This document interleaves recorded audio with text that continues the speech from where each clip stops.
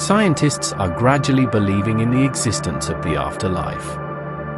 Russian scientists claim to have established contact with the world of the dead and are gradually affirming the existence of the afterlife.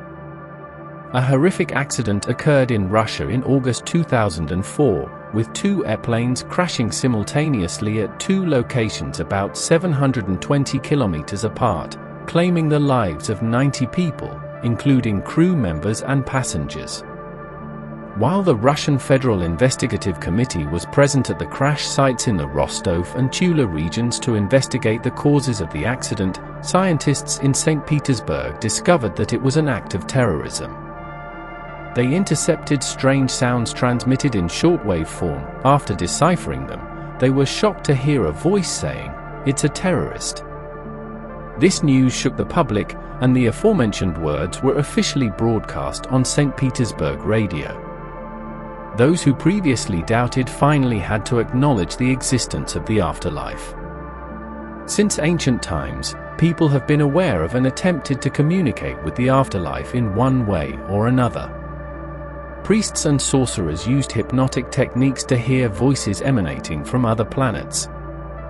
Then the spiritualists made relentless efforts to read messages from the afterlife by spinning a small disc. They all noticed that occasionally spirits could reveal secrets about certain individuals, places, or even predict forthcoming events. Vyacheslav Meshrakov, a researcher specializing in the history of spiritualism, stated that some sorcerers could even briefly bring the dead back to life. These resurrected souls exhibited ghostly behavior, although their appearance remained similar to when they were alive. Opponents of spiritualism argued that these depictions of resurrected souls were fabricated. Since the invention of radio waves, people have heard strange voices appearing on radio broadcasts. In 1949, an Italian named Marcello Becchi recorded these voices and discovered that they could be responded to. Professor Artem Mikhaev of the University of Radio Electronics became interested in this phenomenon. He founded the Russian Instrumental Transcommunication Organization with the goal of collaborating with the afterlife. Experiments conducted by foreign colleagues motivated Artem Mikhaev to conduct his own experiments in 2002. He discovered that he could still receive responses from spirits even when the microphone was turned off. Mikhaev recalled that on the day of the aforementioned airplane accident, he attempted to communicate with the other side, hoping to learn about the cause of the tragedy. The response he received was rapid and chaotic. After slowing down the speed of the speech by 2.5 times, Artem finally managed to hear the answer, "It's a terrorist." A few days later, this information was officially confirmed to be true. Artem Mikhaev truly believes that life after death exists. In a conversation with spirits, Artem asked whether humans and animals maintain their original size after death, to which the voice replied, "You exist like electromagnetic waves."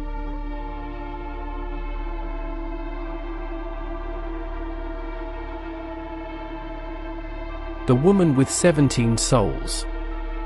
This is a true story about an unfortunate American woman who, after decades of struggling with the strange happenings within herself, was horrified to realize that she harbored 17 different souls, 17 entirely distinct personalities. This was the result of being sexually abused by her own father and grandfather since she was a little girl. Karen Overhill's background. Karen Overhill first stepped into the office of Dr. Richard Bayer, a psychologist located in the southern suburbs of Chicago, in 1989. At 29 years old, having 2 children and being deceived by her husband, she had just returned from a failed suicide attempt and was in a state of complete despair. That's what Dr. Bayer vividly remembered about the most tragic patient he had encountered that day. Dr. Bayer, who had previously served as the director of the Illinois Institute for Psychological Treatment, didn't have solid evidence to confirm Karen's diagnosis of dissociative identity disorder until 4 years later, in 1993. It was a hastily written note in Karen's own handwriting that stated, "My name is Claire. I am 7 years old. I live inside Karen's soul." Of course, the unfortunate host had no knowledge of this soul, although she occasionally heard strange voices emanating from within. Under the expert guidance of Dr. Bayer's hypnosis therapy, each soul emerged from the hidden recesses of the patient's psyche, one by one. Some were male, some were female. They spanned different ages and personalities. Each had a distinct posture, voice, and style of expression, truly unique to themselves. Thanks to this, Dr. Bayer could easily distinguish between each soul. For example, the motherly Catherine sat up straight with a serious tone, while Miles and Sydney were mischievous troublemakers, as most young children tend to be. And Sandy, the young girl, seemed a bit chubby and dressed carelessly. According to Dr. Bayer's meticulous statistics, there were a total of 17 souls. Even more peculiarly, each soul clearly exhibited its own distinct health condition: bronchitis, diabetes, cough, flu, myopia, left-handedness, mostly ailments that had never been recorded in Karen Overhill's medical history. According to the accounts of these souls, the mystery surrounding the dark life of the 29-year-old woman gradually became clear. From a very young age, Karen had suffered brutal beatings from her father, being thrown against walls, having her mouth gagged with tape, and being tied up. Meanwhile, her grandfather would spew verbal abuse, claiming, "You are being punished according to God's will," occasionally resorting to physical violence and heinous acts of abuse. This nightmare continued for many years. Karen's mother also became a victim and was never able to protect her daughter. During the initial separation, Karen's inner world was divided into 3 distinct souls: the nurturing mother figure, Catherine, the affectionate father figure, Holden, and the baby, Karen Boo. Subsequently, more souls emerged during the most vulnerable periods of Karen's life. For example, at the age of 11, when she was terrified and coerced by her father into selling her body to another man, the personality of Julie emerged to endure the excruciating pain and humiliation on her behalf. Although the accounts of these souls couldn't be verified, certain facts spoke for themselves. Karen's father had been imprisoned for sexually abusing his granddaughter, Karen's cousin. The only solution to help the woman with a shattered soul was to assist her in reconnecting the fragmented pieces of her soul.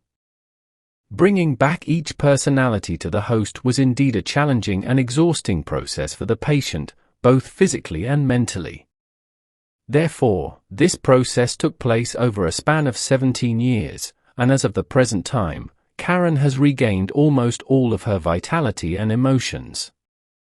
Despite that, her soul remains fragile and susceptible to breaking. We are trying to arrange a stable job for her while also proceeding with divorce proceedings against her husband, who violently abused her, Dr. Bayer shared.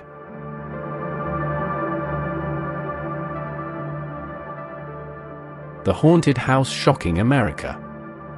The true story of a haunted house in Indiana, USA, is a chilling tale of paranormal phenomena. Until now, the victims, as well as some police officers and medical personnel at the scene, remain deeply terrified. A house in Indianapolis, Indiana, USA, is said to be haunted, likened to a gateway to hell. In this house, paranormal activity occurred with LaToya Ammons and her 3 young children witnessing it, confirmed by several police officers and medical staff. Police Lieutenant Charles Austin in Gary, Indiana, recounted the story to the Indy Star, initially thinking Ammons was fabricating this terrifying tale. However, after personally visiting her home, "I believed it was true," he said. Valerie Washington, a manager at the Department of Child Services, DCS, and nurse Willie Lee Walker both confirmed the incident. They witnessed Ammon's 9-year-old son gently walking backward and then climbing up the wall and onto the ceiling barefoot, then descending to the floor effortlessly. In a report collected by the Indy Star, Washington described the boy making strange growling sounds at that time. Washington and Walker were so frightened that they sometimes ran out of the room where these bizarre phenomena were occurring. The Indy Star obtained an official report of the spine-chilling incidents from police, totaling 800 pages, describing paranormal phenomena recounted by police officers, DCS personnel, psychologists, family members, and relatives. The entire report was published by the Indy Star at the end of January 2014.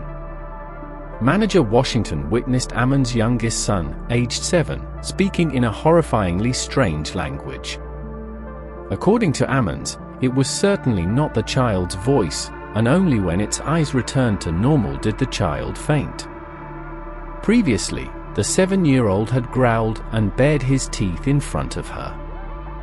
Ammons reported witnessing her 12-year-old daughter levitating freely on her bed. These terrifying phenomena occurred shortly after their family moved to a rented house in Gary, Indiana. The audio recorder used in the house during the investigation failed to function. Ammons believed that their house was full of evil spirits. Ammon's 7-year-old son recounted talking to a young boy who told him about the sensation of being killed. Dr. Jeffrey Onukwu, the family's physician, told the Star that these phenomena were extremely horrifying. Police found an oily substance resembling motor oil on the window frame. When they cleaned this oily residue, it reappeared as if untouched. They couldn't determine where this substance came from or what it was. During the cold winter, a swarm of flies frequently appeared and lingered in front of Ammon's house, she said. The previous tenants had not reported any unusual incidents. However, medical personnel who witnessed the incident believed it was a haunted house, although some remained skeptical. The Ammons family performed many exorcisms but ultimately had to leave the house.